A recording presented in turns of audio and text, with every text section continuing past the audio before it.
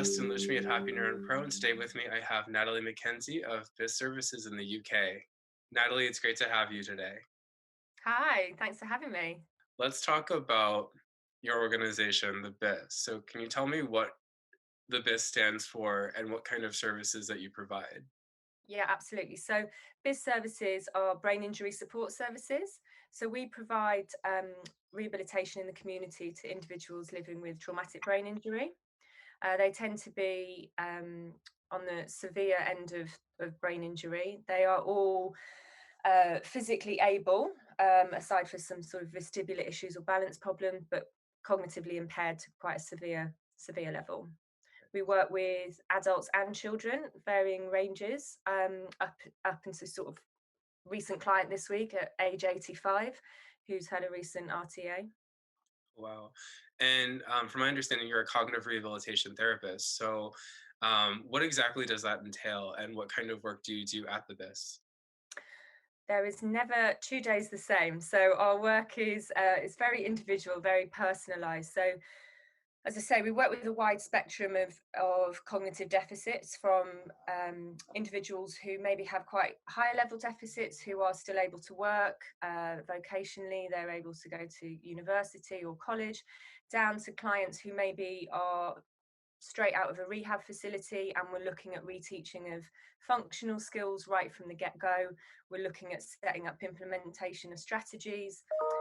As a cognitive rehabilitation therapist, I do a lot of work around brain injury education, insight and awareness training, process training, strategy implementation, and a lot of work with families as well. Obviously, we work in clients' homes, so we visit them where they are in their comfortable environment. So we do a lot of liaison with family and work within external multidisciplinary teams. So we, on some packages, have a neuropsychologist, speech and language therapist, occupational therapist, neurophysio, specialist nutritionist, very holistic, rounded approach.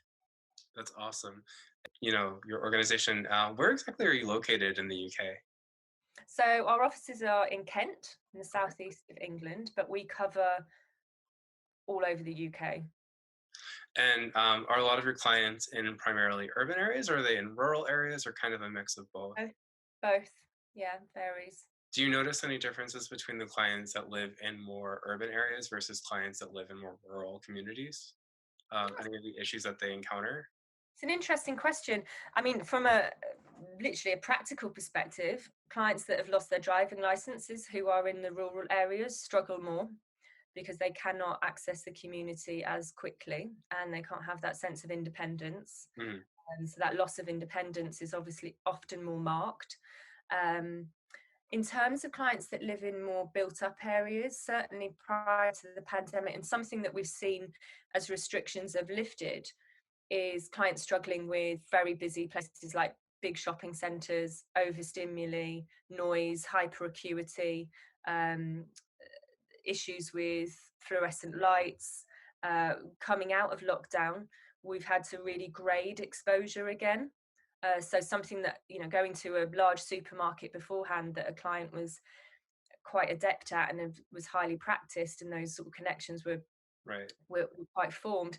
Actually, now going back into that environment is proving much harder because we're back into overstimuli. We've gone from a period of time of a lot calmer, a Hmm. lot more quieter, and now looking at that graded approach back into the big wide world again is Yeah. something we're having to take at quite a slow speed for some clients. So, in terms of like reintegrating them to what was before the whole pandemic, before everything shut down, what techniques and strategies do you use to help gradually build tolerance to different stimuli? I don't know if you have any people that are really sensitive to noise or maybe light. I don't know if you do any light exposure or sound. We Different. do. So we have quite a few clients with hyperacuity. Some have been fortunate enough to have treatment for that, which has proved really effective. The roadmap out of lockdown in the UK has actually been quite useful for us from a community perspective. For instance, a client that I work with, we've been able to go to shopping centres where the essential shops are open, so the pharmacies and Hmm. supermarkets, and just walk around while it's empty again, refamiliarize ourselves with it, or himself, and get used to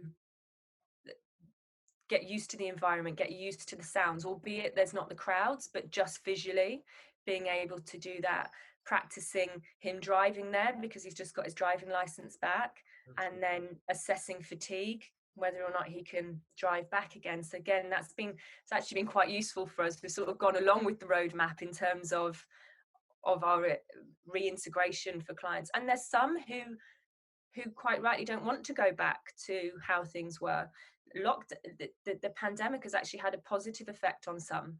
They've realized actually they want the quieter environments. They found they're less fatigued, or they feel less anxious about having so much to do, because of course in rehab there's an awful lot of goals, and Right. there's an awful lot of things that you have to work towards. And actually for many, having the pandemic has taken away some of that, and it's been quite nice. Whereas of course others willing, ready to get back, but Right. we're having to sort of say we've got to do it in a graded manner, otherwise we're going to have the same issue with fatigue, and we need to be doing this slowly. So yeah, it's really interesting actually how we've been able to do that. Awesome. And when working with clients with brain injury and providing them with education, what do you feel is most important to inform a person when they, have a new injury, as well as the family to help them understand, this change that's happened to their loved one's life? Well, obviously it has to be incredibly personalized. We certainly don't do a one size fits all education program. I like to spend insight and awareness is sort of my area of expertise, I suppose, and something that I really enjoy. But conversely, it's quite a difficult area because you're having to really work with families and clients about highlighting the areas of deficit. And obviously, as you well know, with traumatic brain injury and the things like the frontal lobe paradox, there's a real issue with being able to be aware of the deficits and how they're impacting, which of course affects the family in one way and the clients in another. So I spend a lot of time in the beginning really talking to them about what their core values are, what are their own personal goals, their pre-accident functioning, what sort of pathway they were on, and also look back at what their level of education is, so I can pitch the education program right. And then we work on, I like to use a lot of connections to their job. So if I work with somebody who's got a background in computers, I'll use a lot of computer analogies. Right. People that are more practical and maybe come from a plumbing or carpentry background, I'll use those sorts of analogies for brain injury education to try and sort of just enable the understanding of quite complex, brain injury education. And then with the people that you work with, what are some common psychological and some common cognitive problems that they come to wanting to work on? Psychologically, it really does vary depending on where a client was in their life and what sort of injury they have. In terms of, we see a lot of issues around grief, loss of sense of self-worth, purpose. A lot of work we do around role, which is when obviously goal planning comes in terms of where they want to be in a family dynamic or a work environment. Cognitively, primarily most of our clients have a frontal lobe deficit damage, so we see a lot of problems with executive functioning, working memory, visual processing. There tends to be sort of the core elements, so looking at attention is something I always start on straight away, of course. So I'll have a client that initially will tell me they've got a terrible memory, so education around what the areas of cognition are, and understanding the underpinnings of processes such as attention, and focusing on that primarily in the beginning. Right. And when you run assessments with these people to see, where they're at, I'm sure that it's very different for each person. Are there any common ones that you initially start off with every client just to get a baseline understanding of where they're at and what you need to start working on immediately? Yeah, so I do use a cognitive screening questionnaire, which is a hybrid of quite a few different neuropsychological testings. If we're working with a client that has a bigger MDT, then I have available to me the neuropsychological testing, which can then guide me as well. And then obviously if we do a lot of functional work in the beginning to assess in an environment actually where the errors are being made, how a client is in different environments, their skill transfer set, etc., etc. And I know that we met last year at the ABI conference in New Orleans, and it was right before COVID. And you'd mentioned that you do a lot of work in clients' homes, and with the lockdowns, across the whole world, therapy has really changed. So I was wondering if you could elaborate on maybe some of the things that you did before COVID, and then how you changed your therapeutic approach as a result of COVID, and how you've helped your clients cope with that change. Yeah, I mean, absolutely. It's been a big change in the field, and I think everybody will, has their own experience of it. I mean, initially here in the UK, when we had lockdown, quite a few of our clients, we still remained supporting them in the community from a safety perspective. So we've sort of been in from day dot, really. A lot of clients were highly anxious and didn't want people in their homes, so we were unable to do a lot of the functional work, which is where things like HappyNeuron has come along really and helped, because I've been able to set up a lot of programs for clients that maybe didn't want to in previously. And what enabled us to do was have a framework around structure, so that we could sort of underpin for their day. Start off your day with HappyNeuron. It was something that enabled us to engage with clients, so I could go in and be looking at their scores and their progress, and we could have more of a conversation around that. And there's a lot of clients who withdrew due to anxiety, or also an opportunity not to rehab. There was a lot of that. Obviously, back in the beginning, we didn't know how long this was going to last. But certainly we had to adapt. We had to pivot quite quickly, like every business and therapist has had to. So we did a lot more online things. But what it did do was, as I say, stopped us from being able to do the functional transfer and the process training, which of course, as we know, you need to do in tandem in order to have the best outcomes. But it has allowed us to engage clients in a different way than they perhaps would not have done beforehand. Right. And then have you found any strategies that are really helpful to provide that functional component, even remotely, so that the clients are still getting it, either with Happy Neuron or other activities that you use? Varies really. Again, it looks at what the client's interests are, what motivates them, what their core goals are, which obviously is different for every client. In terms of utilizing HappyNeuron, just engagement has been the biggest thing. And what it's enabled me to do from an insight and awareness perspective is really give them back evidence about, actually, if you want to improve this, say, visual memory area, then this is what you need to be doing functionally. Do this for the foreseeable, and then we'll review how it's reflected in your HappyNeuron scores, and we can use it as a evidence for them, because as you well know, with that hidden brain injury element and the inability to actually see how the deficit is affecting you on a day-to-day basis, it's very difficult to then realize that you need to be implementing strategies. Right. So yeah, HappyNeuron gives me that evidence that I need to present to them, and they like to be able to see exactly where their progress is. And I have a client who, one of our younger clients, who's just come out of a long 2 years in brain injury rehab center, and we've set up HappyNeuron with him. And initially he was like, no, I don't, not for me. And he absolutely has loved it, because spending time with him, educating him as to what each activity and challenge is for and how it relates to his function, and being able to say to him, your inability to have speed of processing in this exercise is reflected in this task that you're finding difficult. Giving him that comparison and reasoning has then meant he understands what's going wrong, for want of a better phrase, when he's doing a task, and we can refer him back to that. And with the clients that you work with, I'd imagine it's a little bit harder to do individually. It's a little bit easier to facilitate in a group setting, but do you do any work on social skills? We do. So when the world wasn't quite locked down, we would do a lot of work on social communication skills, cognitive language as well. So we do a lot of community-based work around that. Again, depending on the client's goals, it may be we work around. I've worked with clients where their goal was they just want to be able to go to the pub and have a conversation with 4 of their friends without missing out what 3 of them were saying due to an issue with attention or information processing.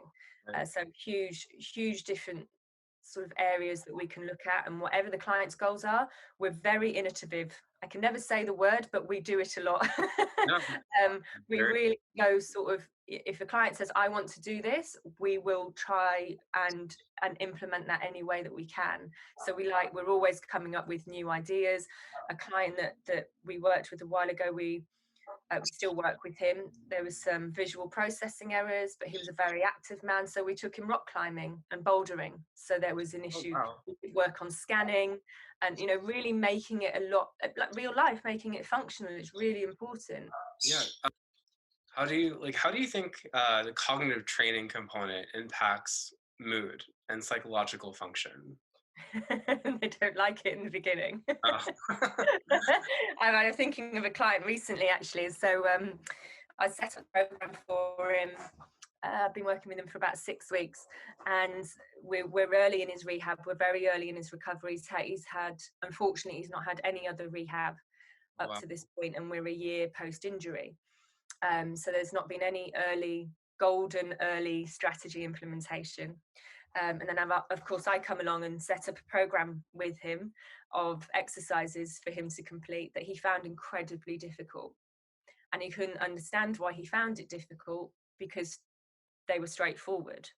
So, and this goes back to what I was saying earlier about insight and awareness work, which I really enjoy doing, but it's such a delicate area, because for want of a better phrase, exposing the areas of deficit, it really does have a big impact on psychological function, psychological thoughts and feelings, because there's a huge sense of frustration there. Before education has been provided, there's lots of whys. There's an expectation, certainly of those who were very highly functioning beforehand, of I should just be better. Why am I not better?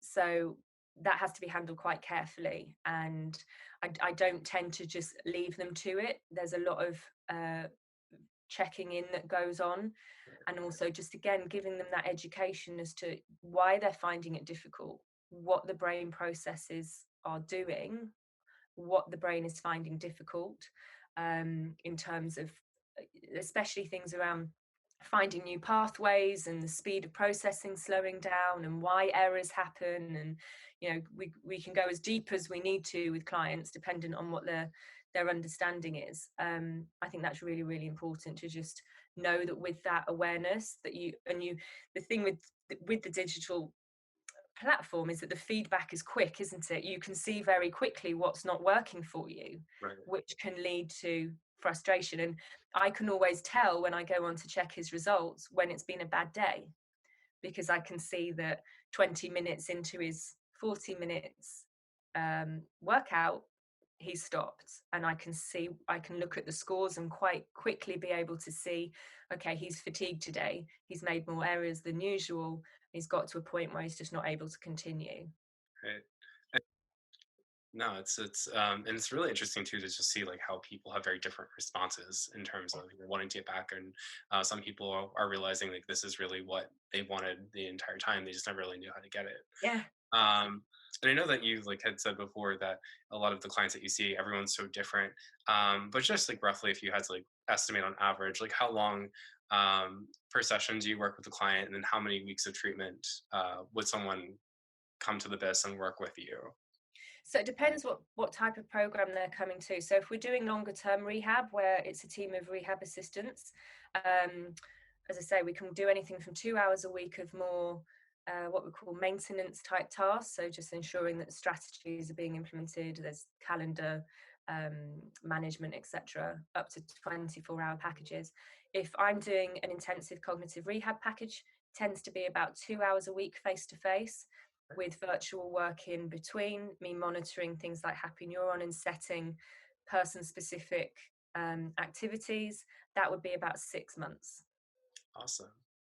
And just like lastly, before, do you have any advice for people that are working with traumatic brain injury patients on any things that you found very successful, or things that you think other therapists should know? I think, still echoing what I've said throughout, really, it's having that personalized stance throughout. you cannot have a one size fits all in TBI. You know, there's the saying, you've seen one traumatic brain injury, you've seen one traumatic brain injury.